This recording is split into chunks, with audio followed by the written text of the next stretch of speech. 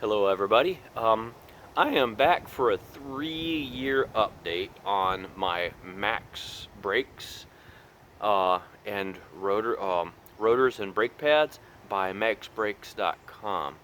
I found these on Amazon when I was looking for a set to replace front and rear rotors and pads on my 2009 Volvo S60 3 years ago. Found these are made in Canada. They were far less for what they offered than any of the other competitors, and they advertise themselves as being just as good. Of course, anybody can advertise anything. Um, they could say they were made of dragon scale or something. That doesn't mean it's true. Um, all I wanted to know really was, for the money that you paid, were they any good? And after 3 years, I have to say I've been extremely pleased with these things. Let me show you what we have here. Those are the rotors that we're talking about. Slotted and cross-drilled rotors. They were nickel plated, I believe. That's what they were plated with. And it looks like that's worn off because you got an edge developing outside where the brake pad hits here. Um, you know, all in all, they don't look bad though. This part still looks pretty good. There's not a heavy ridge line. There's a ridge line there, I can tell, front and back. Pretty much everything you get, any kind of brake rotor that you get is going to develop a ridge line. But everything is looking good and wearing well. You can see the banding in here, but a lot of that is just coloration. If I run my finger across it, I can barely feel any kind of rippling. And if I run my finger across the back, it's the same way. Barely feel any kind of a rippling there, but hardly any at all. If I had to replace the pads on this, I probably would not resurface the rotors because they are so close to being perfect as they are.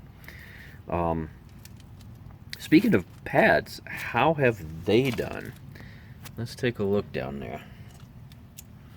Get some light on them. And if you take a look, you'll see the pads up against the rotors themselves. Actually, you see them shining. You see the reflection in the rotors too. It looks pretty cool.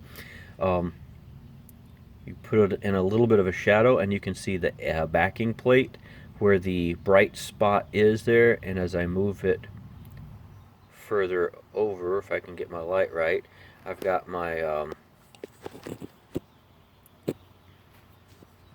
brake pad material. Look at that. That's still excellent. There's a huge amount of meat left on that. After 3 years, I've put probably 50,000 miles on this. At least 45,000, but probably closer to 50. That's a lot of brake meat left. I would have thought oops, sorry about that, with the way this is, the slots and drills and everything, I would have thought that would have rubbed away a lot of material, but it does not seem to have done that. These things look fantastic. And all four corners are like that. They have not worn unevenly. There's no pulsing, no unusual behavior. They are doing exactly what they're supposed to be doing, stopping me firmly and evenly. So after 3 years of service, I have to say these things are doing remarkably well. These are, at least in my opinion, as good as any high grade or OE replacement. And I can't ask for more than that. Now, as for would I buy the Max brake stuff again?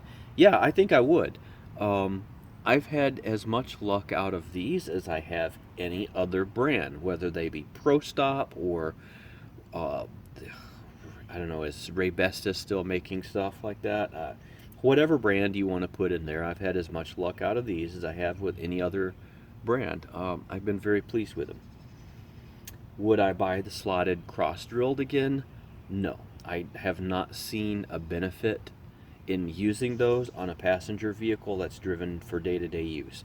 And they are noisier on stopping, especially on hard stops. You can hear that it's almost like a grinding sound of the slots and the cross drill, that chamfer hole of the cross drill, as it goes across a brake pad, and it's just noisier than it has to be for no added benefit for a passenger car.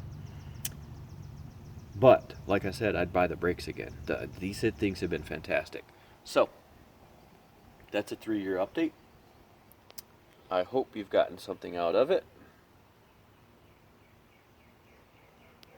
I'm pleased with them. I'm going to keep running them. I think my next year meant my next update. I'm going to skip 4-year because I did a 2-year, and I'm going to go right to probably a 5-year review. So see you in a couple of years.